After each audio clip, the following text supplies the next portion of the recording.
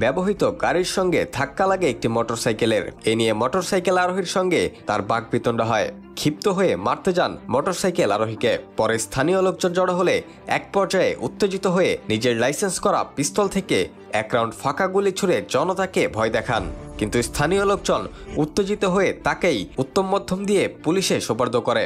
Police আসলে জানা যায় তিনি সেনাবাহিনীর সাবেক মেজর এবং হবিগঞ্জের চুনারুঘাটে নীলফামারী ৩ আসনের সাবেক সংসদ সদস্য। পুলিশ জানায় তিনি ২০১৮ সালের জাতীয় নির্বাচনে জাতীয় পার্টি থেকে সংসদ সদস্য নির্বাচিত হয়েছিলেন। আটক ব্যক্তির পিস্তল ও গুলি থানা হেফাজতে আছে।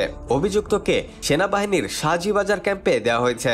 সেনাবাহিনী এ ব্যাপারে পরবর্তী আইনগত ব্যবস্থা গ্রহণ করবে।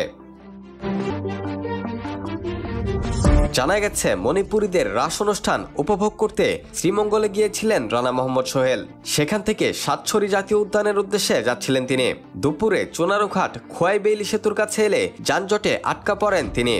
এ সময় রানা মোহাম্মদ সোহেল গাড়ির লেন পরিবর্তন করে সামনে এগোনোর চেষ্টা করেন, কিন্তু এ সময় তার গাড়িটি পেছনের একটি মোটরসাইকেলে ধাক্কা দেয়।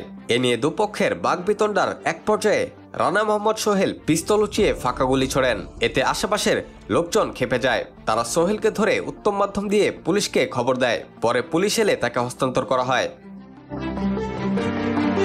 Rakibul Hasan, D news, Bangladesh.